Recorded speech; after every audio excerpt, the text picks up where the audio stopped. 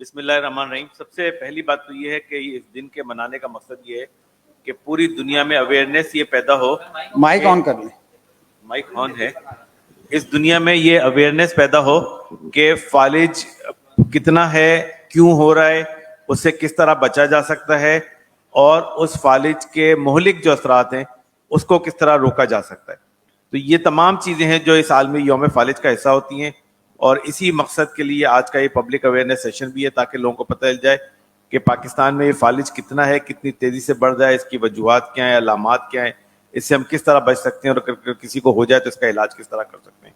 تو یہ ساری چیزیں آج ڈسکس ہوں گی انشاءاللہ. اس کے بعد میں پروفیسر ڈاکٹر واسی صاحب سے گزارش کروں گا کہ پاکستان میں اس وقت فالج کے کیا اعداد و شمار اویلیبل ہیں. پاکستان میں جو ریسنٹ اعداد و شمار ہیں اس کے مطابق پاکستان میں تقریباً ہر سال 4 لاکھ افراد ہیں جو فالج کا شکار ہوتے ہیں, اور یہ ایوریج ہے تقریباً 1000 افراد پر ڈے کی. اور پاکستان میں جو فالج کی وجہ سے جاں بحق ہونے والوں کی تعداد ہے وہ تقریباً روزانہ 400 ہے. تو 40% لوگ جو ہیں وہ فالج کی وجہ سے جاں بحق ہو جاتے ہیں. جو 2 موسٹ کامن رسک فیکٹرز ہیں پاکستان کی آبادی میں فالج کے حوالے سے, ان میں ہائی بلڈ پریشر ہے جو تقریباً فالج کے 70 سے 80% مریضوں میں پایا جاتا ہے, اور دوسرے تمباکو نوشی ہے. اس میں سگریٹ اسموکنگ اور گٹکا اور پان, تمباکو, نسوار سب شامل ہے. یہ تقریباً 25% لوگوں میں. تو یہ 2 سب سے کامن رسک فیکٹرز ہیں پاکستان میں جو لوگوں میں بیماری پائی جاتی ہے.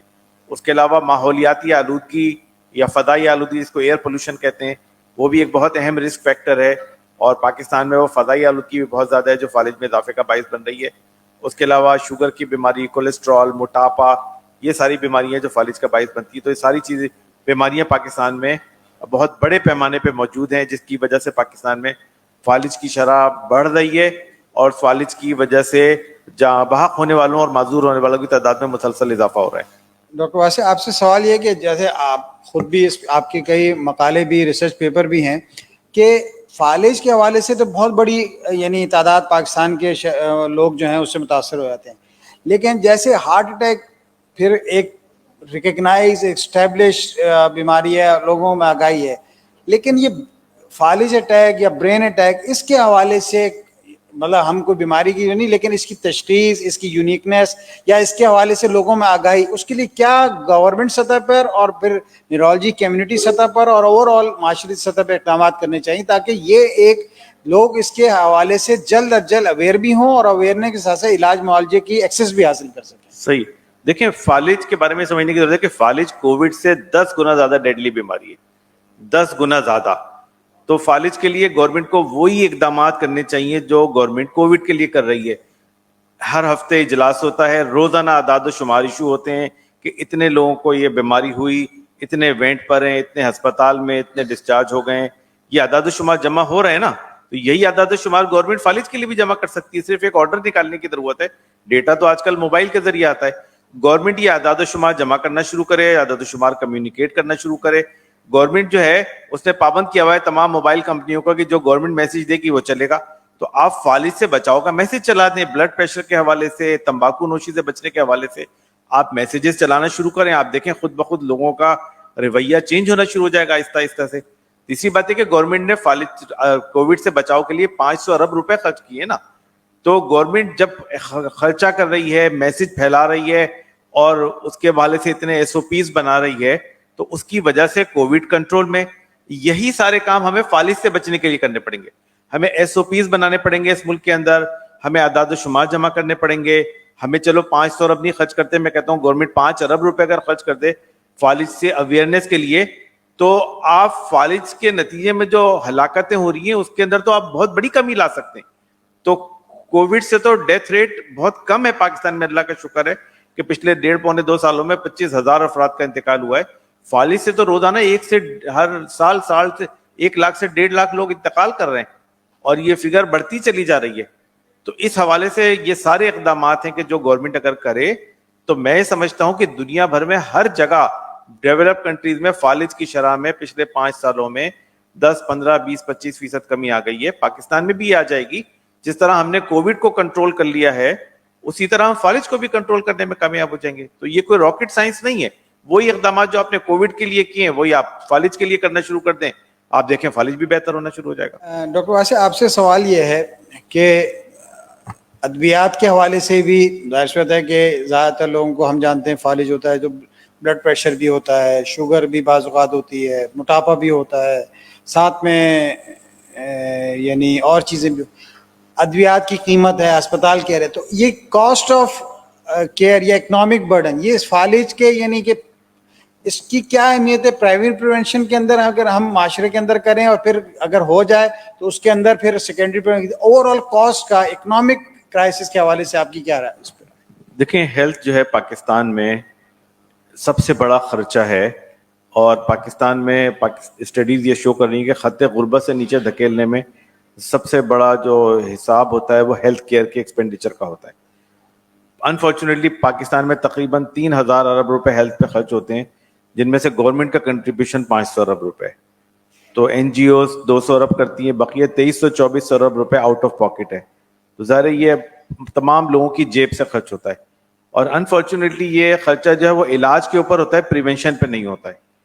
تو اب علاج میں بھی یہ بہت کاسٹ افیکٹو ہونے کی ضرورت ہے, اور اس کے حوالے سے کافی نئی نئی ترقی آ گئی ہیں. لیکن دیکھیں سب سے بڑی چیز تو یہ ہے کہ انسان اپنے آپ کو بیماریوں سے بچائے. پاکستان کے لوگ اس وقت تقریباً ہر سال 500 ارب روپے کا سگریٹ پیتے ہیں. 500 ارب روپے سگریٹ پیتے ہیں لوگ. پاکستان کی گورنمنٹ 500 ارب روپے ہیلتھ پہ نہیں خرچ کرتی, لیکن 500 ارب روپے کا سگریٹ پیا جاتا ہے, اور 104 ارب روپے گورنمنٹ کو ٹیکس کی صورت میں جمع کرائے جاتے ہیں سگریٹ کی کمپنیوں کی وجہ سے. تو اگر صحت کو صحیح کرنا ہے تو یہ کم سے کم 500 ارب روپے ہی بچا لیں اور سگریٹ پینا چھوڑ دیں. دوسری چیز جو ہیلتھ کیئر کے لیے بہت ضروری ہے, جس سے آپ بلڈ پریشر, شوگر اور کولیسٹرول تمام بیماری سے بچ سکتے ہیں, وہ ریگولر ایکسرسائز ہے. اس میں تو کوئی خرچہ نہیں ہوتا, بندہ آدھا گھنٹہ پون گھنٹہ روزانہ ورزش کرے, ایکسرسائز کرے, تو اس سے آپ بیماریوں سے بچ سکتے ہیں. فالج سے بھی بچاؤ ہے, ہارٹ اٹیک سے بھی بچاؤ ہے, بلڈ پریشر سے بھی بچاؤ ہے, شوگر سے بھی بچاؤ ہے. لیکن اگر یہ بیماری ہو گئی ہے تو پھر آپ کو اس کا علاج کرنا پڑے گا. اگر بلڈ پریشر ہو گیا تو بلڈ پریشر کا علاج کرنا پڑے گا, شوگر ہو گئی تو شوگر کا, کولیسٹرول ہو گئی تو کولیسٹرول کا. اس میں بھی ایکسرسائز ایک اچھا طریقہ ہے, ڈائٹ کنٹرول ایک اچھا طریقہ ہے جس میں خرچہ نہیں ہے. لیکن پھر دوائیاں ایسی اویلیبل ہیں معاشرے میں جو کاسٹ افیکٹو دوائیاں ہیں, جس کی قیمت کم ہے, اور جو بلڈ پریشر کو, شوگر کو, کولیسٹرول کو اچھی طرح کنٹرول کر سکتی ہیں, فالج کو پریونٹ کر سکتی ہیں.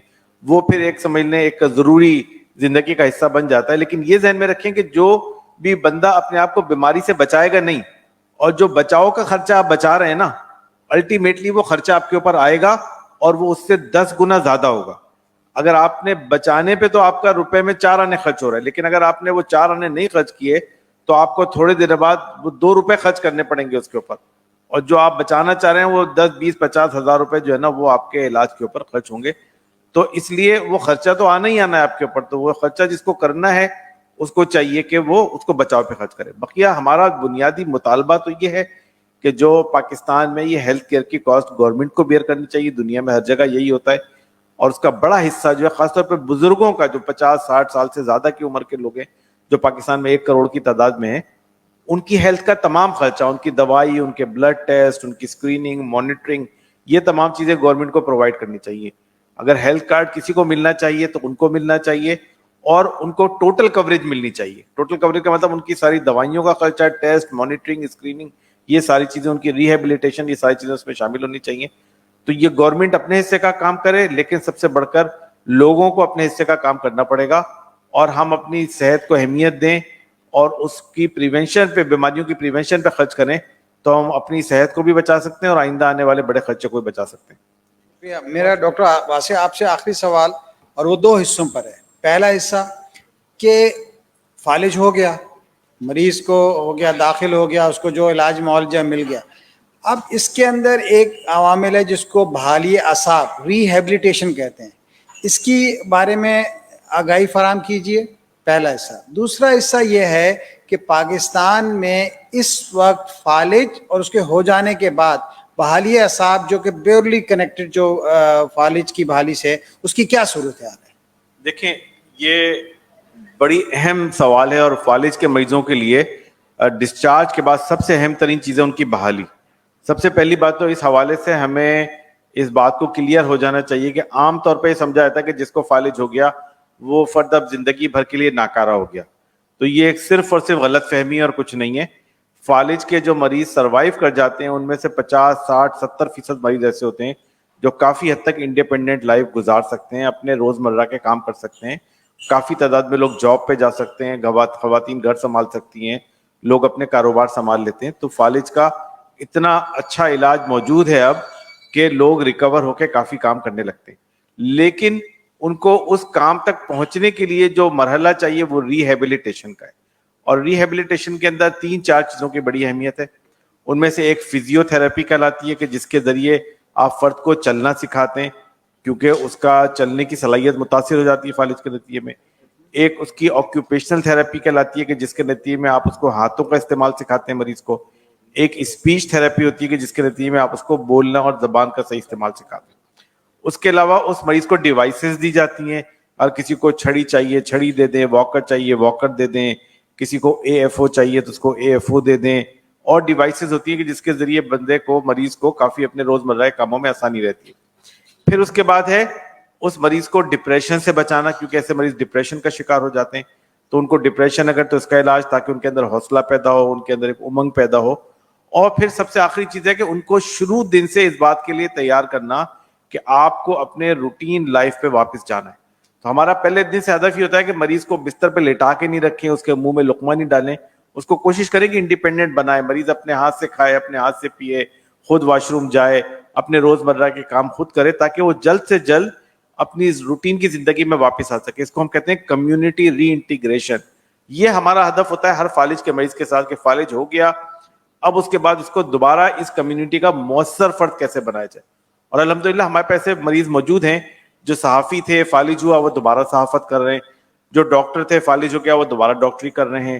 ہمارے پاس ایسے صحافی ہیں کہ جو جن کو فالج ہوا وہ گاڑیاں چلا رہے ہیں, جاب کر رہے ہیں, بزنس رن کر رہے ہیں.